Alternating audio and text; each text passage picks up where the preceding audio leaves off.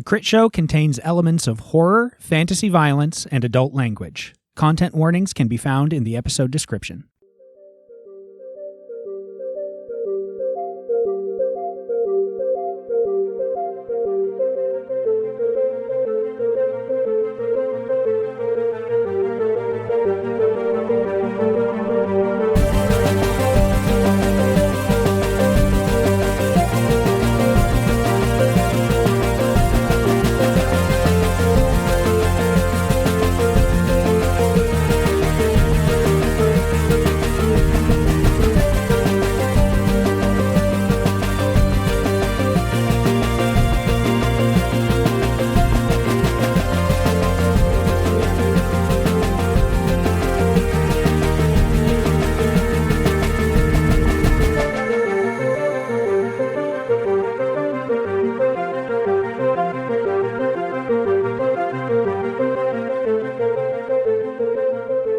Hello, everyone, and welcome back to the Critshow, where we were playing the Clockwinders. Last time, I like to see how much I can get done before Tass has his fucking headphones on. Oh, I didn't hear anything that you said before that, though. God. Not because my headphones weren't on, because I wasn't listening. I was checked out, sorry. Last time, our heroes entered the lair of the minotaur, Karuk, and almost immediately engaged in battle with him, which he didn't start. Funny enough, Einon launched an attack at him while also trying to reason with him, which was sort of, what was your motive in that, Oh, God, by the if way? he just came around the corner, he's like, guys, help me. There's some people here. Who fucking knows? Out of fairness, We'll never know now. you described him as charging down the hallway. Did I? I think I described him as lumbering down the hallway. He did say lumbering. He Well, I also, said the heavy first footfalls. the first thing he said was, fucking warned you about what was going to happen if you showed your face here. It wasn't exactly a cry for help. Wasn't directed at you either, though. No, it wasn't. Yeah, no, it was directed at our friend, so might as well Either have been. way, I wanted to arrest the momentum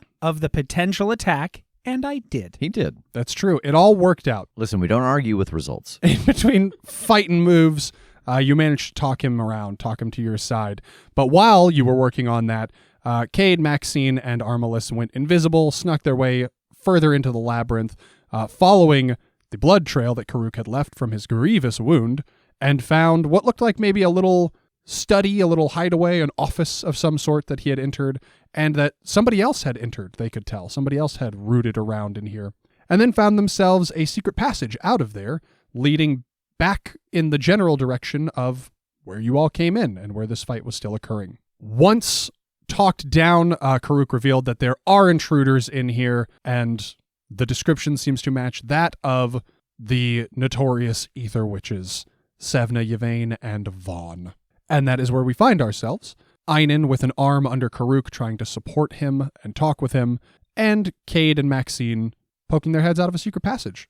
Let's hop back in there, because you do hear while you are investigating the other side of this passageway, while you are checking out the backside of this bookcase, you hear that kerfuffle die down outside of this room. What do you want to do? Do we stay invisible? I think so. Do we want to backtrack to that room and see if we can follow another path? Yeah, maybe whoever ran out of there after they ransacked the place left some kind of trail. Yeah, maybe we can go back into that room with all the blood and follow the path. I mean, there was so much of it everywhere. He must have come from a different direction. Maybe we could backtrack to where he was actually attacked. Did we, in following the blood here, did the blood ever go another direction? Yeah, I don't think it would, jump out. Imagine that you hit, a T, and there was a little bit of blood to your left and a little bit of blood to your right, and but that T immediately dog-legged two different directions. You took the left path of that T and found this room. But yeah, it seems like there was more the opposite direction at an intersection. Okay. You just hadn't, turned the corner, followed the path, investigated that line of it yet. Okay, so we did find a spot where, the blood It split. Yeah, it could have branched off. Yeah, okay. Well, yeah, let's go back that way then. You close the secret door behind you, head back through this little passage. Do you redisguise the secret door that you originally opened? Do you stack all that shit back in front of it? I don't know if I would think to if we're not Yeah. planning on using it. Yeah, I don't think so. Okay. All right, then you head back into that little office and back out into the labyrinth. Backtracking just a little bit to where you had turned the corner to head towards the office, but now you see the blood does follow another path. Besides the one that you followed from the entrance, it does seem to still lead deeper into the labyrinth in the direction where he was initially wounded. And is there any indication of any, like, footprints of someone else, like in the blood or in the dust, or not hoof prints? Not from here. Okay. I want to try something. I'd like to put my hands on the floor and channel ether into the ground, kind of similar to what I did in the ice, to try and, like, focus in on sources of ether use. Whether that's trying to find out what direction they're in, or we know somebody came into that room and then left the way that we came in, but maybe they came from a different direction, just seeing if there's any other, like, ether-based trail we could be following. Okay. Why don't you give me an overcome with investigate?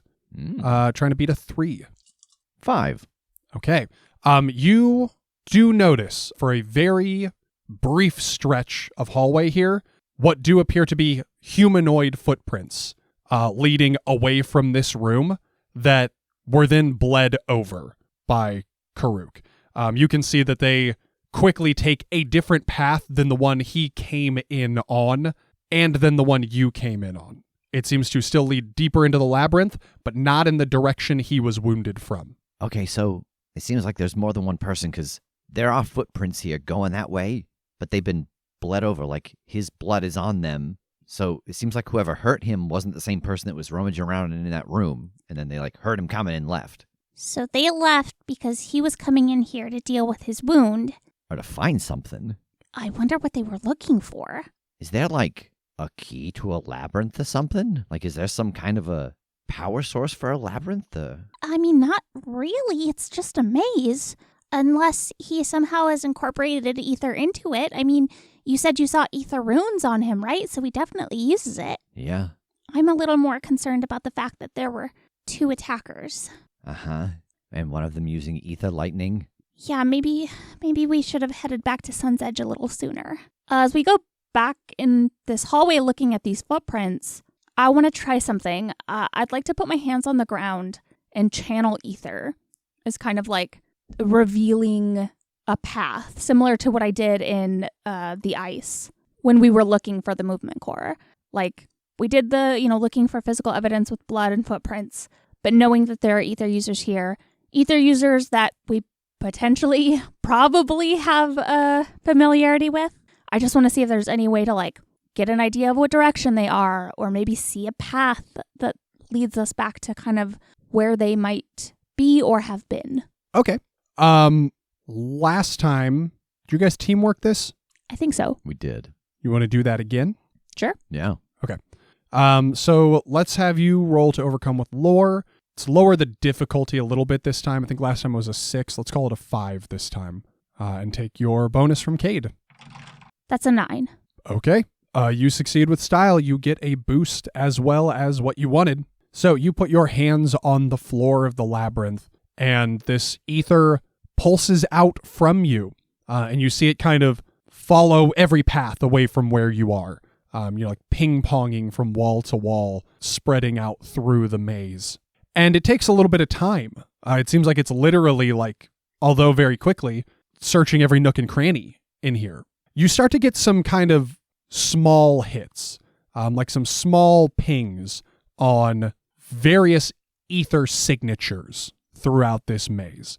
They don't seem like the witches. They do seem like they're the same thing. Like they have the same source, but just multiple of that source, various places within this maze. But then you do ultimately get 2 hits that feel familiar. One of them is kind of on like the opposite wall of this labyrinth, it feels like just the mirror opposite side of where you are. One of them feels like it is in the direction that is much deeper into the maze itself, like towards the other end where you might come out of the maze. While we're doing this, is there how do I want to ask this? Is there a feeling of like signature? Like we've dealt with, if it is familiar ether, like we've had it course through us from them. We've used their artifacts. Like, can we get a sense of which ping might be who if we know them? Sure. I think based on your guys' degrees of mechanically, like your notice and investigation, like you two are just both quite perceptive in different ways. Yes, you can get a read on who those familiar signatures belong to. The one that is somewhere deeper in the maze, like further through it, feels like Vaughn. The one that is somewhere on the opposite side from you feels like Sevna. You do not feel one that feels like Yvain. There, do you feel that one in the middle? I think it's Vaughn. Yeah, that seems right. And Seven is here too, definitely. Further away, though, like the opposite side of where we are. I got an idea. Okay? You feel Vaughn right now, right? Like, can you still feel his presence? Yeah? You remember how in the Frost Sea we reached out and we found that source and we turned it on? You want me to turn on Vaughn? I want you to try to turn him off. Oh! It's just like what you've been doing, repairing things, but the opposite. Oh my goodness. I mean, this is what we talked about. Potentially taking away their ability to harness it. But I didn't think it would be like this. I figured we'd have to do a lot more research to figure out how that might. I don't think I could. I think we could. Oh. And he won't know. It's going to be real dangerous if he sees it, if he feels it. I think he's the best person to try on. Jake, do I have any indication that this is something that, if it works, it could work from this distance? Because I just keep thinking about how, like, I've had to be right up on the things that have been broken to fix them. I feel like that's where I come in, because Kade has reached into the earth and traveled those great distances with that magic the same way I did at the Frost Sea. That, like, I'm able to give the range while you're giving the juice. Yeah. The juice. Interesting. Okay. And I'm just going based off of Ether connects all things. And Yeah. I'm assuming, like the Force, I don't know if the distance matters. Yeah. I don't know. I mean, anything is possible. Let's find out Anything together. is theoretically possible. I think this is going to be the hardest. So why don't you overcome with lore trying to beat an 8? And this can be a teamwork. Yeah. So take the bonus from Kade. I'm remembering that right. Yeah, Maxine has the higher lore. Yeah, she's got a 6. Wow, it's going to be pretty tough for you to beat an 8. 5. And I will we the boost that I just got from trying to feel out where they are. What are you calling it? Locked on target. Okay. I'm going to spend a point. You know, Maxine and I just recently had this conversation about, like, what is the cost of using Ether and what happens if you're using it in a way that's not, like, in the vein of what the Ether wants. And so I almost feel like I don't know if this is just flavor, but Ether concedes nothing without sacrifice. Vaughn has taken and taken and taken from it. Ooh. And we are doing the will of the Ether. Interesting. And Okay. Like, this is the cost. You aren't necessarily paying the cost for the magics you've been using. All right. That's very interesting. I like it. So that will get you to a success. You see this pulse of ether rocket out through the floor beneath your feet, again tracing one of these paths. You almost immediately lose sight of it as it turns corners into the labyrinth. And there's a quiet and a stillness for like 30 seconds.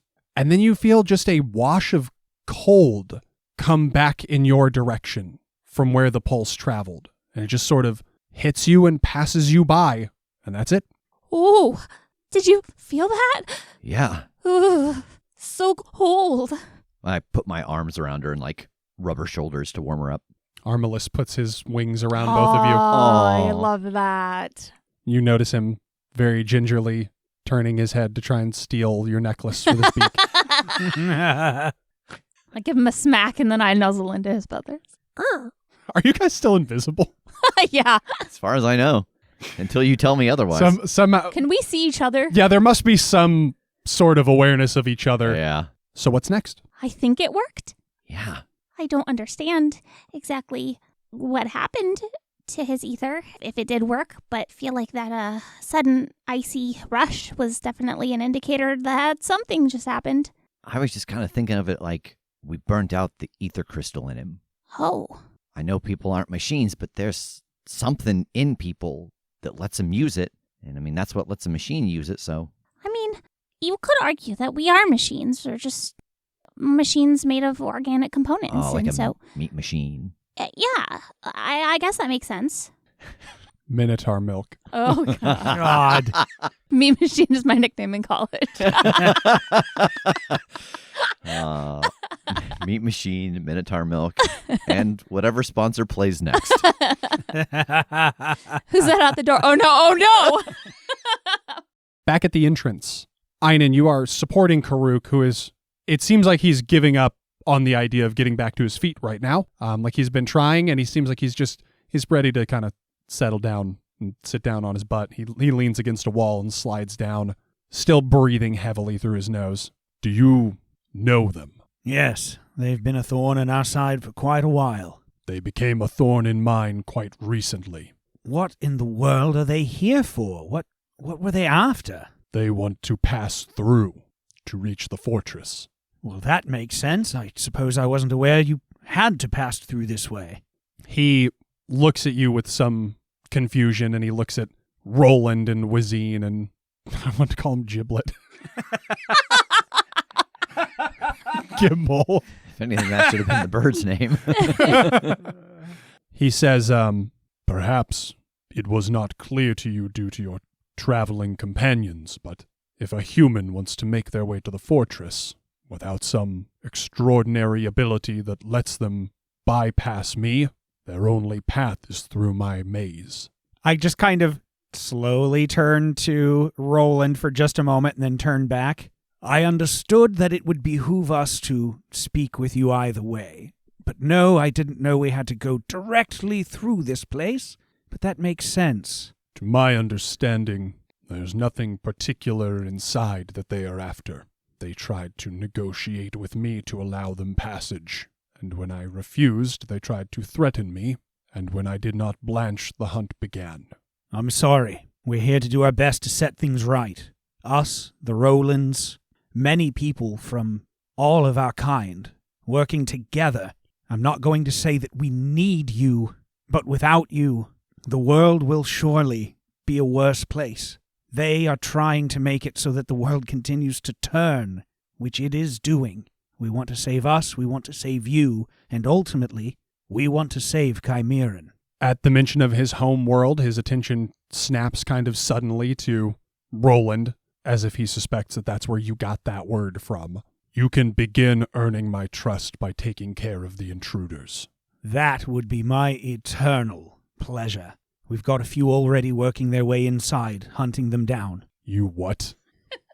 They are as powerful or more than those that assaulted you. You know what? I'm editing that. More. Certainly more. We've beat them down several times already. Even imprisoned them once, which reminds me I'm going to have to fire my very good friends as soon as possible. If they are still alive. Sort of a tick in the opposite direction on the trust scale. Yes, that's fair. He takes another crack at standing and winces sharply and sits back down. I'm afraid I will not be of much use to you. Please, just stay here. Don't make this any worse. We want to make sure that you survive. I'm not asking you to like us, but I am asking you to trust us. He nods slowly. The two of you, and he points at you and Gimbal, may proceed into my labyrinth. You, and he points at Roland the Black, are not permitted to leave my sight. And you see just that hint of a smile under the hood again. Smee and Wazine just kind of look at each other like, do we stay? Do we go? Are you going to kill us? I don't understand what you are. He points at Wazine. I've never seen something so pathetic and tiny. Yeah, and that is a ball. He points at Smee. He looks at Wazine and he's like, you terrify me. And I wouldn't begin to give you orders, my lord. No, great point. Wazine's allowed to proceed as well. Okay. Wazine's included. He doesn't make any mention of Smee. It just seems like it's not a thing that crosses his mind.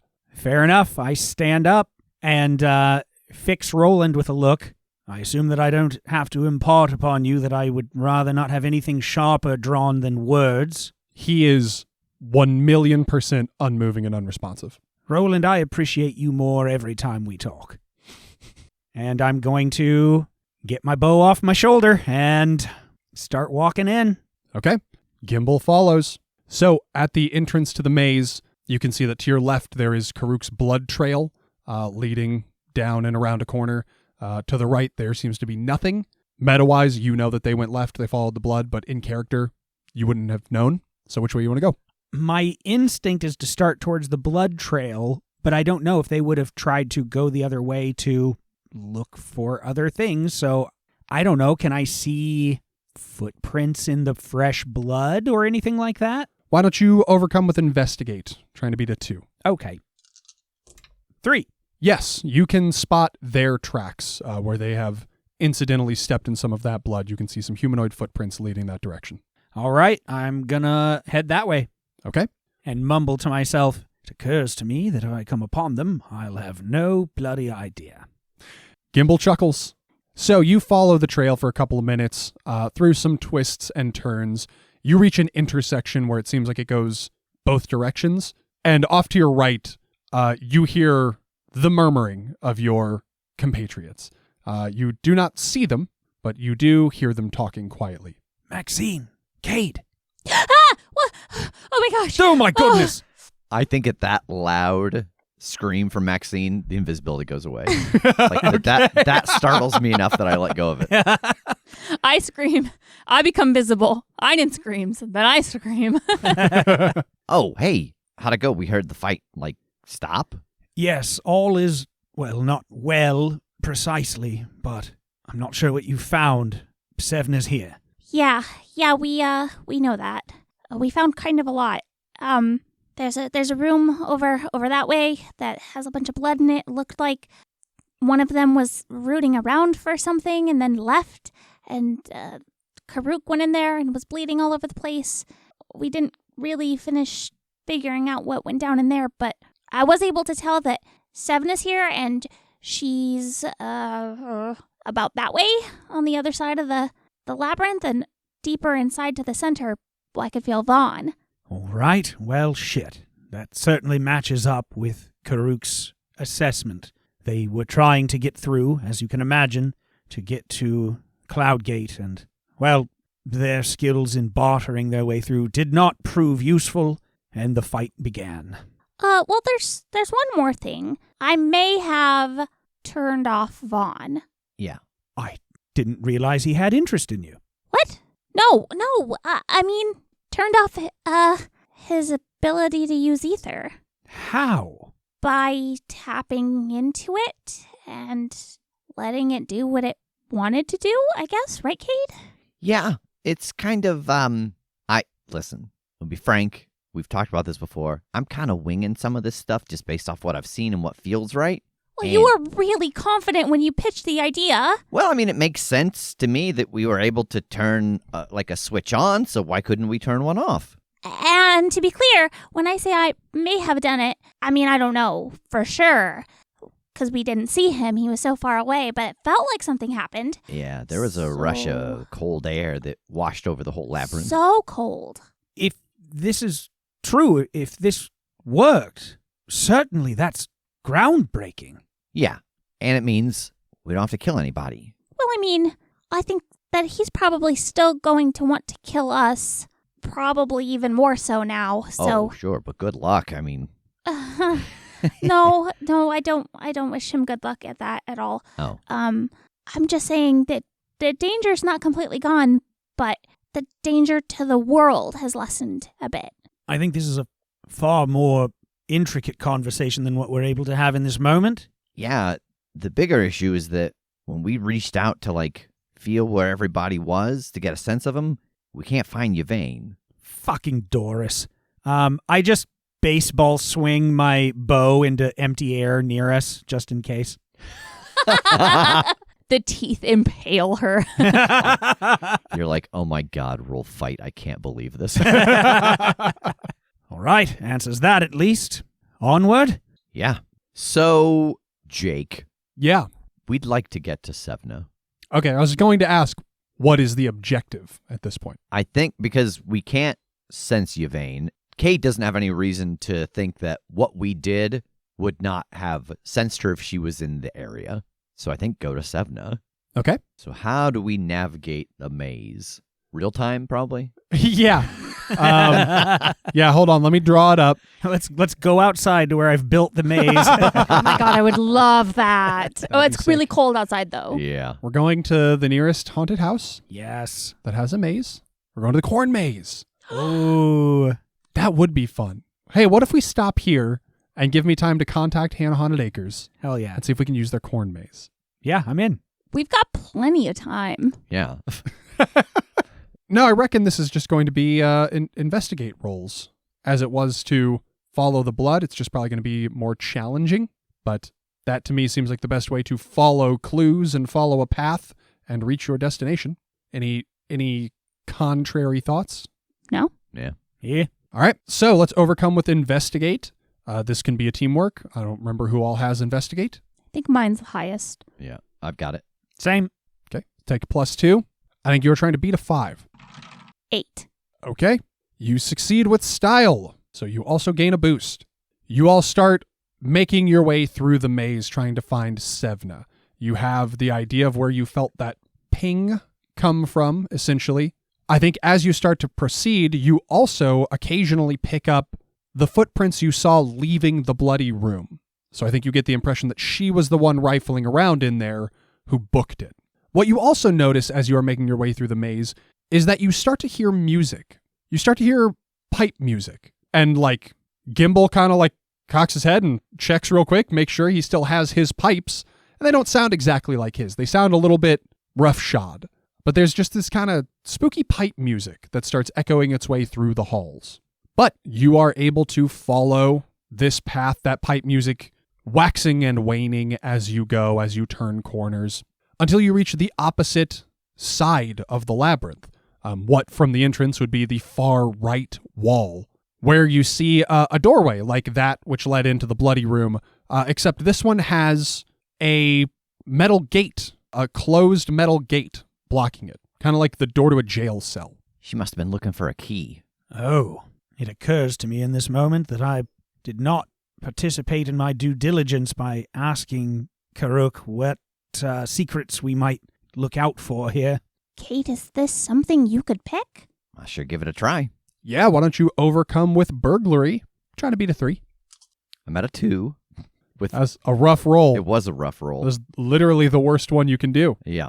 What are the chances you get all negatives? I'm just going to spend the fate point to invoke something to bump myself up, not to re-roll. I'm going to ask you a question first to decide what I spend. Okay. Anything about this lock seem magical? No. Okay. Then I'm the mechanist. Okay. That will bump you up to a 4, which is a success. You pick the lock with a metallic clunk and swing the door open. It is quite squeaky on its hinges. And as you step into the chamber beyond, you can see what look like a few kind of like jail cells in here. There are a few more little barred alcoves in this room that have a metal barred gate like this. There is one like right in the door on your left, and then the room kind of doglegs to your right, and it seems like there's a couple more along the near wall down that way. Einon, you hear anything? I listen and creep forward. Yeah, I don't think this necessitates a roll. You start creeping further down towards those other cells. You do hear like the turning of pages, and you see just a little flicker of what looks like it might be candlelight around the corner in the furthest cell. I think I just cruise up towards the cell. You step in front of the bars of that cell, and you can see that the door is closed, and inside, sitting on a dilapidated cot that is barely still an extant structure, and leafing through some loose parchment pages is Sevna. And she looks over in your direction and smiles. Is she locked in? Do you try the door? Yeah. No. Okay. You swing the door open Son of a bitch. as she stands and approaches you. I suddenly had this drop in my stomach of the Minotaur fucking tricked us. Like that he had gotten us all to go deep in and that those people were actually also prisoners. Fuck. Okay. Did you kill any of my people? Oh, good heavens, no. I appreciate that. It was all I could do to keep Yvain from doing so. I wondered, seeing you in here, if maybe she hadn't turned on you, thrown you in and locked it up and gone on by herself. Well, no. I mean, parts of that are sort of accurate. Oh, which parts exactly? Well, firstly, are we safe? Are you being pursued? Oh, speaking of the Minotaur. No. Oh, well, as far as I know, no, we're not being pursued. No, the red caps. Have you not seen them yet? Oh, shit. I want to walk up and not get like close to the cell or anything. Just stand on like the opposite wall and just watch her as she talks. Okay.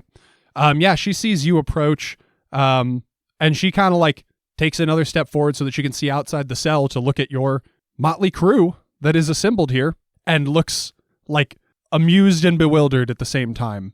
Hi, Sevna. Hi, Kade. I really wish we'd stop meeting you like this.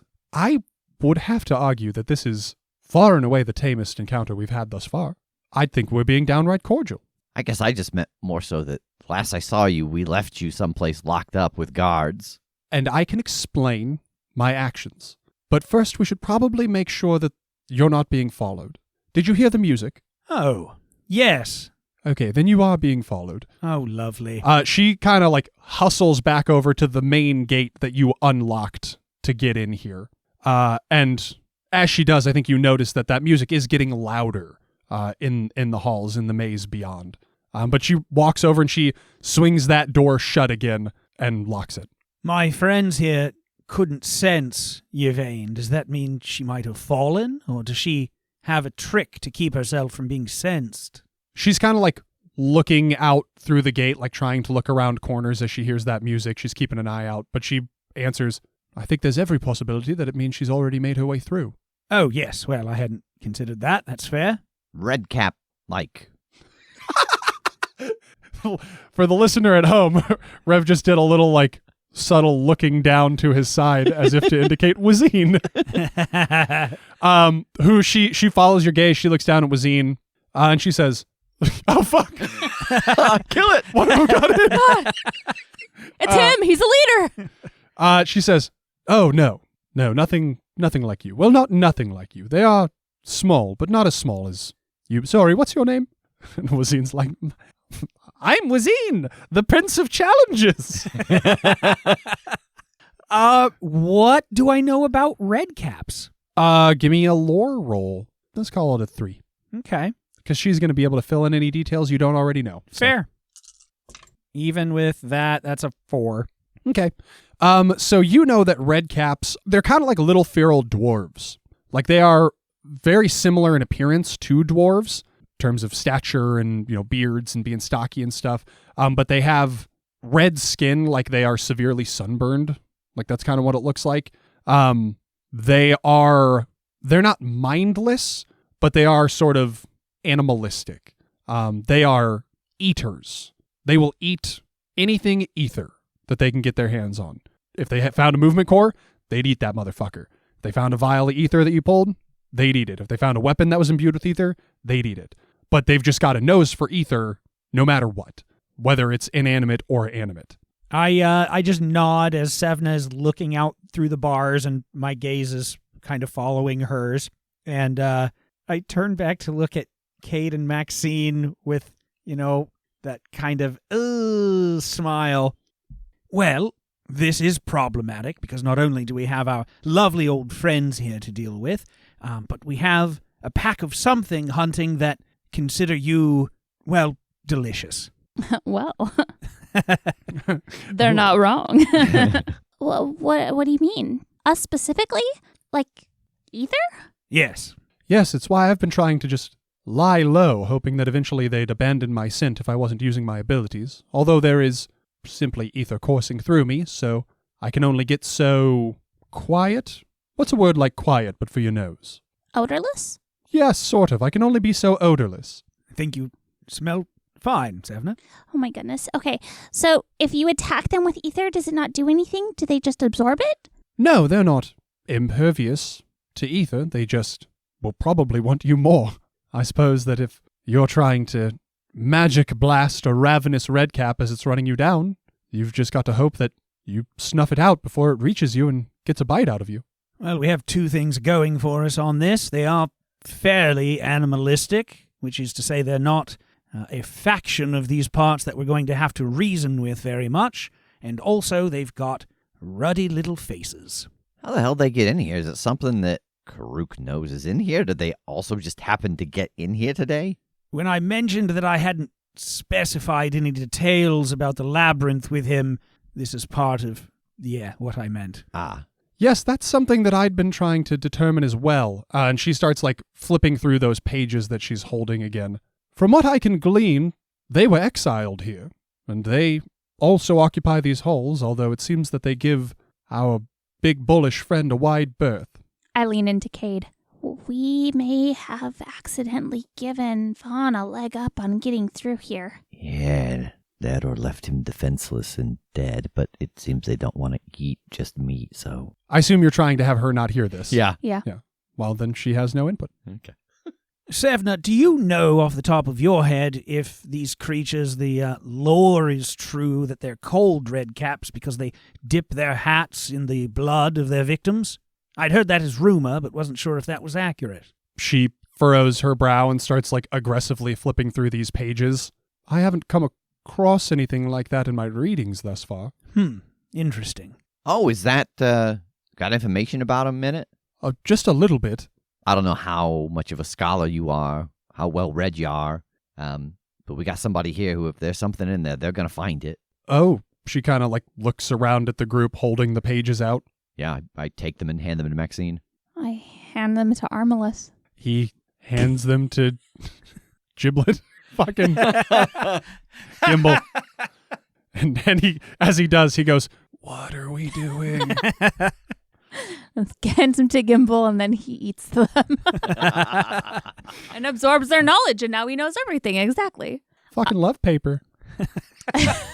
Forgot the voice. I take them and I start pouring over them.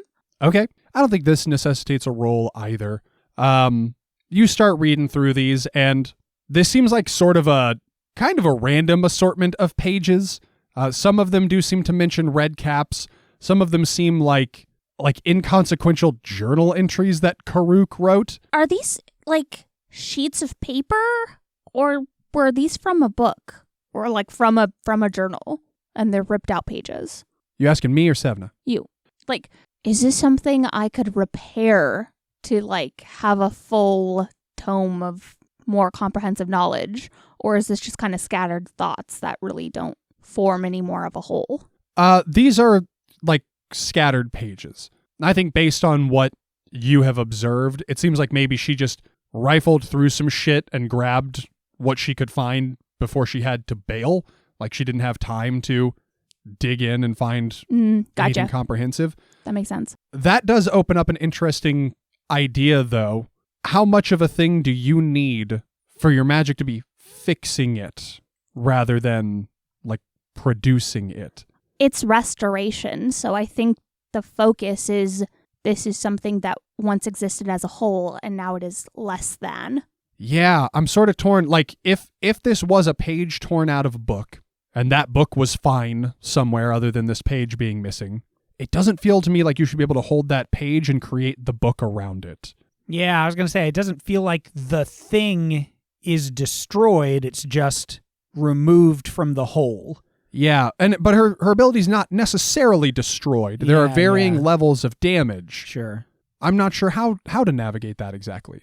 If I'm kind of torn on if you had the book and it was missing a page, could you restore just that missing page? If I had the covers and all the pages were ripped out and existed somewhere else, could I bring them back? How much of that constitutes a book? What is a book? I kind of feel like in this world, I feel like your magic has been if those pages were shredded, you could fix them. But when she's fixed a book that was she didn't have all the pieces. When a book was molded away and rotted, she recreated the book. Yeah. She didn't have to have the mass for it. Yeah. Where's the line on this? I think it's just the difficulty you give it. I think it makes sense for it to generate the whole book, even if the rest of the book exists elsewhere, because I'm not bringing back all the pieces that exist in the world. I'm bringing it back to what it once was. It is not a repair. It is a restoration, which, like, magically is very different. At least, Is it? I think so. I mean, you watch restoration videos of things online and they bring in new elements all the time. You know, they'll say like, oh, you know, this bolt is completely rusted apart. There's no way to preserve it. We're going to bring in a similar one from somewhere else. Or we're repairing this poster. We're going to put all the pieces we have together and then, you know, color in the lines with colored pencils that match. I'm just going to go ahead and bow out of this entirely because I'm way too literal brain. Because in my head, it'd be like, yeah, sure, but if somebody had engraved something on the screw that was too rusted, we don't know what that was, and they couldn't do it. The restoration is just a whole new screw. I don't know. I can't wrap my head around. I think magically the screw with the engraving would recreate. I'm kind of wondering if you had one page torn out of a book and somebody else had the rest of that book in their hands and you use this spell, you know, the condition would be pretty harsh if you've only got one page of it. Like, I think from your side, it'd be like... That's destroyed. Yeah, like that's destroyed from your perspective. Yeah.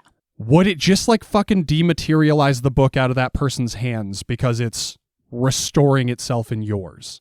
I mean, that's what restoration is restoring it to its optimal condition versus a repair, which is... Is it like magically... Duplicating?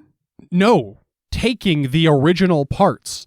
Like, you know, if a book had been burned and you use the restoration, is it like pulling the fucking ash out of the air and turning it back into the pages? If somebody else had the rest of that book and it was fine by their standards, but for a missing page, but your spell needed the components of it to repair the page you have, would it just fucking like dematerialize out of their hands because it needs to rematerialize in yours because it is restoring itself? I don't think so. Yeah. So you think that 2 copies of the book would exist? Yeah. The other copy would be missing that page, though. That doesn't feel like restoration to me.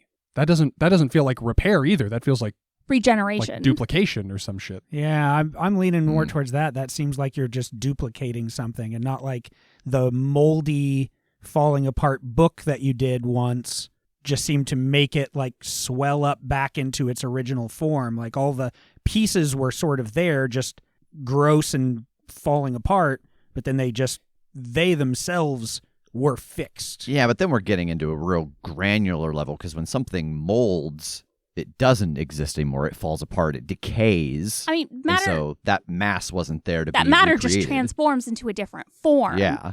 And so the magic is creating the missing matter. Yeah, that's how I've been seeing it. It's like Doctor Strange's time magic. Like that is a restoration. He is turning the apple back to its completely perfect form. Yeah, I think that's just the question we don't have is the answer to the question we don't have is, does that make the apple bits that were eaten disappear from your stomach? Exactly. Well, no, because it's not, the magic is not being cast on the eater and the apple. It's because that magic is creating the extra apple bits. The magic is creating the mass. It's not rewinding the mass back. That's what I'm like. It seems to me like it should be rewinding the mass back. Yeah, if that's time in that scenario. Or else, or in this scenario, not even just Doctor Strange. Like it seems like if the thing can be repaired and exist twice now, then like that wasn't a restoration or a repair. That was just you created a new thing. Yeah, because like when they rewound time in other scenarios, like and people rewound, there wasn't the other version of them in the main, like, yeah, I don't know. It's like... That just means that for you, the game master, you have to decide if every single thing she finds, how much of it exists in the world and what condition is it in. Yeah, but like matter cannot be destroyed, right? Like its matter still exists somewhere in some capacity. Yeah. So I don't have to think about how much of it still exists. It exists in some form, even if it's oxygen particles now. Because if she has a page from a book that was burned versus you're saying a page from a book that was ripped out, that matter still exists. You're saying one she can repair, one she can't. No, I'm saying if she can repair the book having one page of it, it should cease to exist where the rest of the book should fucking teleport to her basically atom by atom, because the restoration needs the rest of the matter of that object. But it doesn't. The magic is making the mass and the matter. Like, that's the whole point of magic, is that it's making the physical thing. You make a magical sword. It's not stealing metal from the world. But this magic specifically is restoring something, not summoning something, not conjuring something. Yeah. I don't think you and I are going to agree on this. Yeah. It seems like we are absolutely not going to agree on this. Because my thought is that magic is unstable molecules. It can be whatever it needs to be. And that's why you can use magic to create a mound of earth. That's why you can use magic to create, like, I'm not summoning a mound of earth. I'm generating earth. I'm thinking about this way less, like, literally, mostly because it's fun. And I just like the idea that, like, magic can do that. I see your point. I totally understand what you're saying. And if that's, like, the rules that you want to set down for this world, that's totally fine. It's your world, baby. I mean, and we'll also cross that bridge when we come to it, because as established, it doesn't apply right now. Yeah. It just led me down this rabbit hole where I started suddenly to think, like, how the fuck, like, where are the lines on this? How do I box this ability in? I very much have been thinking about it. It would create a duplicate, but not a duplicate of the thing as it exists right now, a duplicate of how it existed in its prime condition. Yeah, I think just as a very basic example of why I see where you're coming from, Jake, is like, I'm not sure that space matters, because like the glass window of the train shattered and fell apart, and then the restoration made them all back up together in the same spot. Just because they were on the ground or whether they were on the other side of the world didn't matter. She wasn't making a brand new, like restoring a glass windshield and then all the broken glass was there on the ground. It just all came back together and was the way it used to be. Yeah. So like, I think that's the same premise, whether that book is in the other room or across the world or turned into ash or whatever it is, doesn't matter. It's just here now. That's fair. Because that's definitely how you've described the magic as working, is that it pieces itself back together from its original components. Yeah. Or like in the case of the glass movement core, it like parts reseated themselves where they belonged and shit like that. Yeah. Yeah, I think that's So then the book would fly to her. I feel like the book would be just like atomized where it was as it it would be fucking beamed up, Star Trek style. Yeah. It would be beamed from point A to point B. Fuck yeah, that makes it like you would have to, like, kind of what you were saying with, like, knowing how elements could be used elsewhere then, because, like, if there was something that, say there was a chair and it got taken apart and the pieces of wood were used to make a bunch of other different things. If I try to fix this chair, does it remove all those everything molecules? Else breaks. Yes, these are the implications I'm drowning in right now. Does it steal the oxygen molecules out of somebody's lungs to fix the pages does it take that the burn? apple out of their stomach and now they don't have the energy or like capacity Listen, to... it doesn't have the ramifications, because the time we have left recording this Exactly. show is less time than we've spent on this conversation. Yeah, this almost certainly, there's not going to be time for this to come up in a meaningful capacity. Yeah. I'm getting rid of this stunt at our next level up. That's fine. I'm cutting this whole conversation. No, I'm not. Fuck me. Where were we? Who knows? 20 minutes ago, Tass said he was going to... You were asking if it was a book, and therefore could you fix it? But it is not a book. It is not. It's just scattered pages. It is just sheafs of paper. Tass is shooting a red cap in the face. Yes, I've killed them all by now. Just by virtue of having This was a conversation between Kade and Sevna. Yeah. Yeah, just imagine all of mine in a pseudo-English accent. While Einon just fucking helms deep, fights his way. Doing backflips off the walls of the labyrinth. By virtue of having had to listen to that horse shit, I've won. The Discord's going to have opinions. I'm glad we came to a consensus at the end. Yeah, that's great. Absolutely. If you have... Our consensus was, we ain't got time for this. No, if you have thoughts, we'd love to hear them. Just send them to rev@thecritshowpodcast.com. Send them to jake@thecritshowpodcast.com, but by the time you hear this, that email will be defunct. Will be dead. Actually, here's what I'm going to do. I'm just going to give you guys a phone number, and you can just text them. Just call it anytime. Yeah. Just call anytime. Day or night. He works nights, so he's sleeping during the day. So if you actually, he doesn't fucking sleep, so it doesn't matter when you call him. I'm going to drop Jake's phone number in here where he has just said mine. You have to do your best me impression to make it sound like I'm just going to go back and grab old things of you saying numbers. Listen, we played Powered by the Apocalypse. I've got you saying 1 through 10. Oh, man. Just soundboard me up. Oh my god. This has gone nuclear. That's how you're keeping Jake in the show. You're just going to Siri him into everything. I've just been feeding all of him into an algorithm. Anyway. No, it's just pages. What do you want to do? Anything? Oh, I've already finished reading it. Okay. Is there anything useful? Back to my original question. Oh shit. Yeah, so what you determine that hasn't yet been determined, contrary to what Kade said or suggested, they will eat anything. They are drawn to ether. It is the thing that they want most to eat, but they will consume whatever. So I think you do get the impression that if they were on Vaughn and then you stripped his ether away, you might have signed his death warrant because he no longer had a way to defend himself against them. I remember him having a fucking knife. He did have a knife. That's true. And a bow, which is great when you're getting swarmed by feral little cannibals. In close range and tight hallways.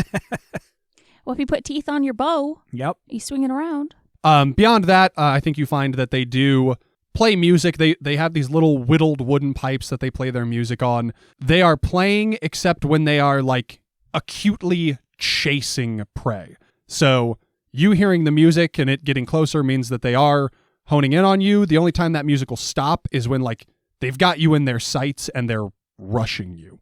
Do we hear music right now? You do still hear the music out there, yeah, and it does still sound like it is getting closer.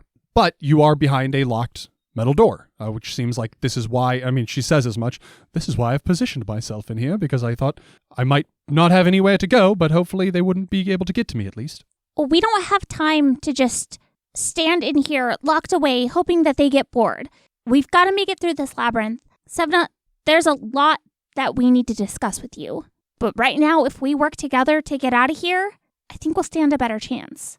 Yes, sure. Oh, right. Yes, I said I was going to explain myself and my actions. Do we want to do that now, or do we want to wait until, I don't know, some other point? Well, seeing as how we have our discussion after this and we determine whether or not we can reach a consensus and whether or not that leads to another fight, maybe the explanation now would be good. Okay. You hear the pipes getting louder. Or you can explain on the way. On the way to where? Out of here. Do you all know which direction to go? I mean, other than not towards the music, although it is a bit misleading, what with it echoing. I did not take the opportunity. I can't say enough. I have no idea what's going on with this place. Yeah, and we're actually helping Karuk rid his labyrinth of the problems that occurred for him, a.k.a. the three of you. So we're not necessarily looking for the exit, because once we've earned his trust, he'll take us there. Oh, interesting. Do you think that will extend to me? I've, thus far, kept bad company. That's probably the conversation we should have. And is that one right now, or is that one later? Maybe next episode. It'd be nice to know, because you're all over the map for us. Really? I feel like I've been somewhat consistent. But again, I'll need to explain my actions and my train of thought. And that's a next episode, probably. I'm still fairly zeroed in at the door here. I suppose as this gets louder, I can't help but be thinking about their intelligence level, and if this is going to be fish in a barrel, or if 2 or 3 of them go down and they fuck off. Yeah, I don't think that is evident from the pages that you have, and therefore Sevna does not know. And yeah, none of the rest of the Fae in your party seem to know either. Well, I believe our choices then are either to move now and try to stay ahead of them, traverse this labyrinth, or lure them in and see how many we can take out. Yeah, let's make a ruckus and draw them in here. I will remind mostly Maxine, you felt a bunch of pings that were the same thing, but you didn't know what that thing was throughout this maze. Based on volume, that might be a dangerous idea. Oh. If they all head this way, if you can pick them off one at a time, you might be all right. But if a bunch of them get here, you might be in some trouble. Are you talking 30, 50, 100, 200, 11? Like which direction?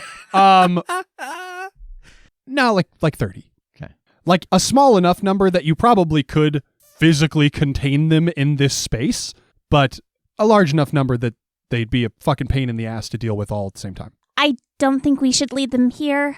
We could maybe fit them all in this room, but boy, I think there are so many of them that it would be almost like a wave to have them all together. As you guys are mulling it over and that pipe music is getting louder and louder, Einon, you do see one finally round the corner, like out the door from the right, a direction that you guys had not been yet. You do see one of them come around the corner and he's playing his little pipe and he's kind of like dancing a jaunty little jig as he does. And you can see that like his eyes are open and, he's got his nose high. Like as he's playing, he is still kind of like tracking a scent. And he looks in your direction and sees you through the bars and kind of pauses and the music stops. Hello there, my fellow. I need you in this moment to give me any reason at all, to indicate that we might be friends and traverse the rest of this labyrinth safely.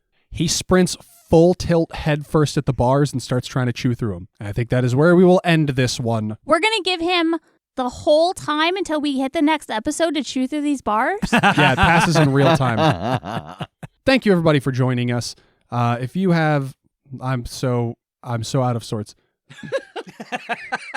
If you have a donation, give us donation. We make the things. Anything to help me, please. If you have question about clock winders, call your local watchmaker. Call Rev.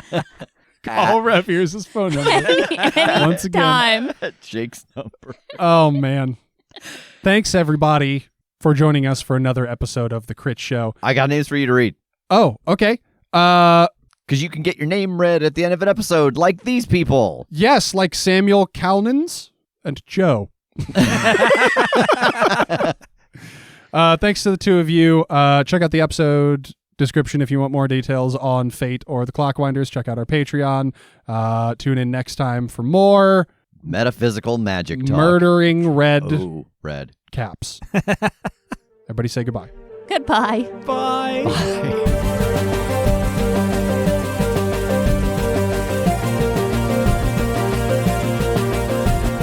The Crit Show is a Critshow Studios production, edited and produced by Brandon Wentz, with music by Jake Purley. You can find more information about us at thecritshowpodcast.com. To keep up to date with upcoming live shows, contests, and other special events, follow us at The Crit Show on Facebook, Instagram, and Twitter. For even more weekly content, join us at patreon.com/thecritShow.